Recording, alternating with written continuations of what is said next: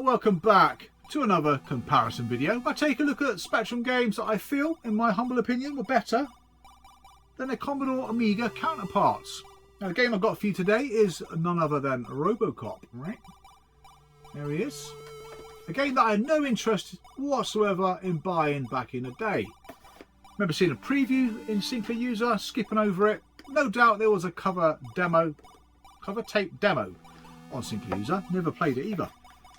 It wasn't until I saw the review of it in the January edition of Sinclair user that prompted me to buy it based on somebody's review. I think his name was Matt Dillon. Gave the game 94%. Spoke highly of how it looked, played, and how it felt to play the game because of the smooth scrolling graphics, the cool animation. So yeah, he kind of sold the game to me, to be fair. So I went out and bought the game as soon as it came out in Virgin Megastore. As per usual, gave him a bell. Game was there, went and got it, got home, and was not disappointed. Now this is a bit of a strange one because Ocean Software licensed the game to Data East to make the arcade conversion. Usually the other way around, isn't it? So it's a bit odd.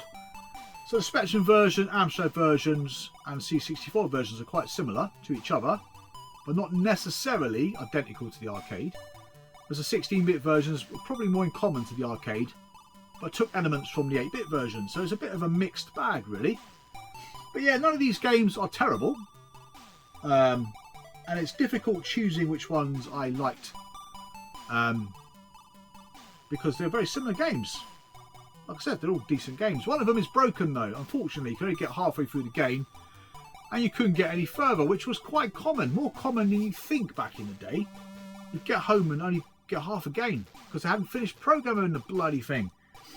But yeah, so different people looked after different games. It was done in-house on the 8-bits. I know Dawn Drake done the graphics for the Z80 games. Nice graphics they are too.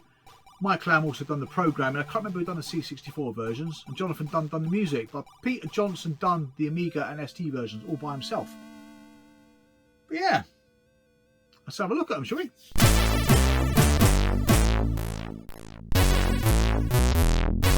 Yeah, that Sinclair user review, that really did inspire me to go and buy the game, especially when he mentioned about the 128K specific music. The fact there was speech in the game as well, not a lot of it, but there was speech taken from the film.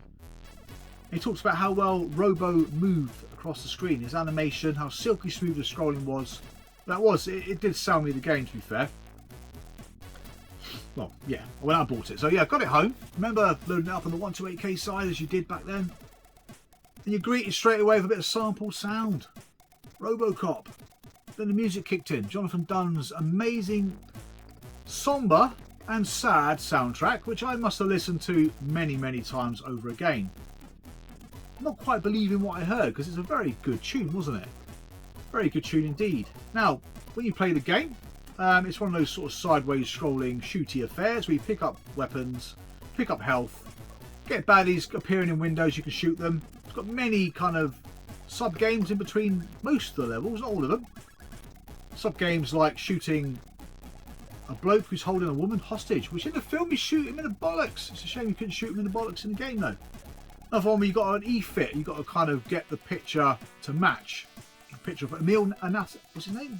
Emil Atanowski or something like that, his face. Make sure it matched up.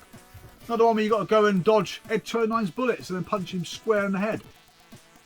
But yeah, either side of that you had some large levels, which not every level was the same. They played very similar. Some levels though had wonderful smooth scrolling in multiple directions, especially the drugs factory where you walked up those stairs. The animation going up the stairs on the Sinclair Spectrum, it's got to be seen to be believed because none of the other formats could match that.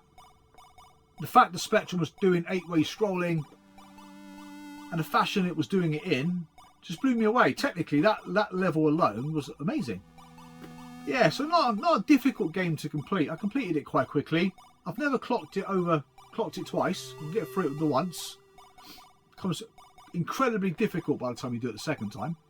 But in-game music again, very atmospheric, much more upbeat than the title music. And kind of got you in the mood for the game really. But yeah, it's about 5 or 6 levels I think. A few sub-games. So it's not a long game. Probably complete it in about 15 minutes. But yeah, got a lot of good memories for the Spectrum version. It wasn't until many years later that I played it on the Amstrad. Now the Amstrad version is very similar in many respects to the Sinclair Spectrum, being developed by the same guys. The music's the same, although it's not. The Amstrad for some reason has a slightly different tone than the Spectrum version. In some cases it's good because you can hear the bits that are very subtle on the Spectrum, you can hear more on the Amstrad within the music. But yeah, they're both identical to be fair, so no difference there really. The game itself has the same amount of levels, same sub-levels as you would expect. But the one problem I have with the Amstrad version, I found it quite juddery to play, quite jumpy. What's great is they made the Amstrad specifically for the Amstrad, which is always good when they do that, like I've said before. But I found the Amstrad version not quite as smooth as the Spectrum version.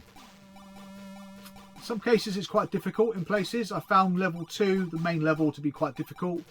You have to time things very, very perfectly to get off of it. So you got ambushed by people and bikes and stuff. It got a bit tough.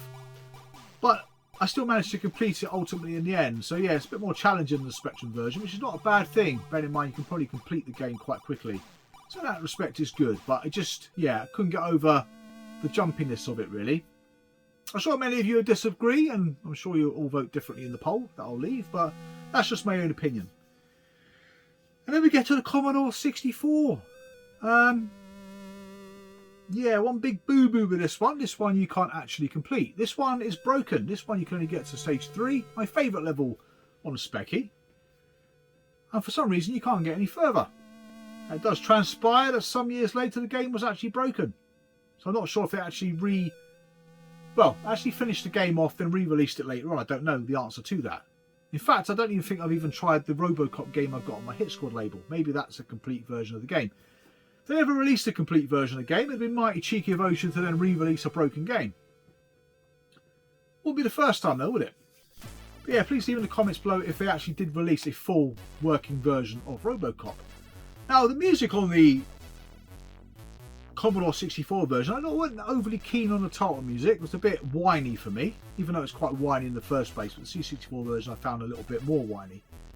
But the in-game music though is phenomenal. I really enjoyed the in-game music. A very similar sound, just a very, just a longer version of it. It's really good, I've got to say. And graphically I found the C64 version to be good as well. In its C64 way. Very smooth, silky scrolling. You only got one life on the C64 though, which makes it difficult.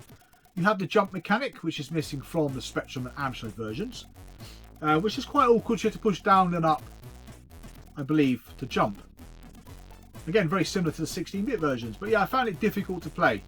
But again, technically, it looked great. It's a shame. It's a shame it's broken. But yeah, I would like to have played that game a bit more. I could get to the broken bit, but it is a tough game to play. But yeah, it's a shame. Anyway, 16-bit versions. Start off with the version that I picked up about 5 months after playing it on the Sinclair Spectrum. That is the Atari ST version, which actually this is the Atari ST version. All looks the same, packaging wise, nothing different there. Back of the box you've got the arcade screenshots. But yeah, so I remember seeing this in ST Action. I've got decent reviews. Went out and bought it. Got it home. I didn't get it home. I didn't have an ST at the time. My friend did. Put it on his ST. I got to say I was disappointed immediately with the music. And the music is the tune taken from the film. But I believe where Peter Johnson had to program the entire game on his own, with not a big amount of time to do it in. Yeah, it's a shame we couldn't get someone else to do the music, to be fair. The speech is his own voice. So that's why it sounds a bit odd. So that was a bit of a strange one as well, to be fair. But yeah, graphics again, they look nice. They're okay. Very reminiscent of the arcade. Just everything felt a little bit small. And in some places the graphics seemed a little bit unfinished, which is a shame. But yeah, it did a great job. Bearing in mind it was on his own. But yeah, there's a lot about the SG version that was underwhelming. The game itself is easy to complete. The end of level baddies. Which the 16-bit versions had quite a few of those. Again, like the arcade, were quite easy to kill. But yeah, even the level with the drugs factory didn't have any stairs. Robocop had to take a lift everywhere he went. So even there was nothing to compare to the Spectrum version. So yeah, I was disappointed, even though again, it's not a bad game to play. I enjoy playing this almost as much on the ST as I do on the Spectrum. So yeah, choosing where the games will end up was quite difficult, because there's not a lot of difference between them, to be fair, except for the unfinished one. But yeah, there was more levels, there was more multi-games in the 16-bit versions. There's more taken from the Spectrum and the arcade. So yeah, you actually had more to do. But the Amiga version, though, identical as it is to the ST version, did have some really good speech taken from the arcade. So yeah, so Peter used his own voice to do the speech for the 4 directives, but took sound effects out of the arcade by the sounds of it, because it sounded pretty cool. So yeah, it's got beefier sound effects, so when you punch and when you shoot and all the rest of it's great, but it has a splattering of speech throughout the game. So for me, it made the Amiga version that bit more atmospheric, and the music sounded a little bit more solid as well, even though it's the same drony tune. But yeah, what are your recollections of Robocop? Yeah, where would I put them then? So Sinclair Spectrum would be number 1 for me. Technically, yeah, great. It was brilliant for the Spectrum, even though, yeah, gameplay wise it's not too dissimilar from the other versions. But to look at and to see that animation was, yeah, had to be seen to be believed back in the day, especially for the humble specky. Then I would probably stick the Amiga version in second place. Like I said, gameplay wise there's not much in it. It's just the 16-bit versions for me, because of the price point, were a disappointment. But again, to play, I wouldn't say it's much worse, to be fair. It's still a decent game. As is the ST version, which will tag straight behind the Amiga version. It just lacks that atmosphere. Amstrad in 4th place. Again, like I said, has the most juddery of gameplay over the other 3 systems. Just found it a bit clunky, even though it's, again, a decent game. This Commodore version would be bottom because it's broken. It's a shame, because the C64 version probably would have been a decent game if it had been finished. But yeah, as per usual, I'll put the poll up, leave it in the community tab. I'll leave the link to it down below as well, so you can go on it if you so choose to vote for which one you think is the best version. But if you've got any other suggestions for me of games that you believe are better on the Spectrum than they are on the Commodore Amiga, please again leave a comment below, because I'm still looking for games. There's 2 or 3 more I can think of off the top of my head, but I'm sure there's more. But yeah, so thank you very much for watching. Thank you very much for subscribing. I'll see you guys again real soon, so take care and bye for now.